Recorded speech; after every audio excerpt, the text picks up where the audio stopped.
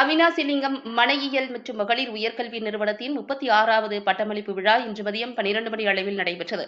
இதில் மத்திய பெண்கள் மற்றும் குழந்தைகள் மேம்பாட்டுத்துறை அமைச்சர் அன்னபூர்ணா தேவி கலந்து கொண்டு முதல் மதிப்பெண் பெற்ற மாணவியருக்கு பதக்கங்களை வழங்கினார்.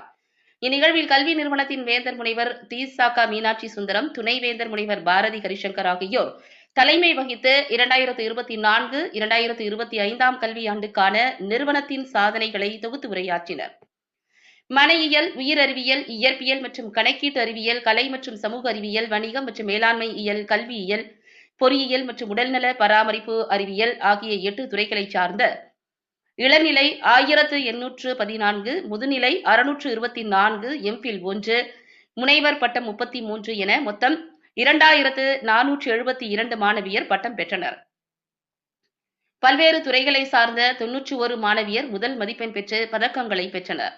இந்நிகழ்வில் சிறப்புரையாற்றிய மத்திய அமைச்சர் அன்னபூர்ணா தேவி, பிரதமரின் தொலைநோக்கு தலைமையின் கீழ் நாம் சுயசார்பு மற்றும் அனைவரையும் உள்ளடக்கிய இந்தியாவை கட்டி எழுப்பும் விதமாக நகர்வதாகவும், 2047 ஆண்டுக்குள் இந்தியாவை வளர்ந்த நாடாக மாற்ற வேண்டும் என்ற கனவை நனவாக்க அனைத்து துறைகளிலும் பெண்களின் தீவிர பங்களிப்பு மிகவும் அவசியமானதும் முக்கியமானதுமாகும் என எடுத்துரைத்தார்.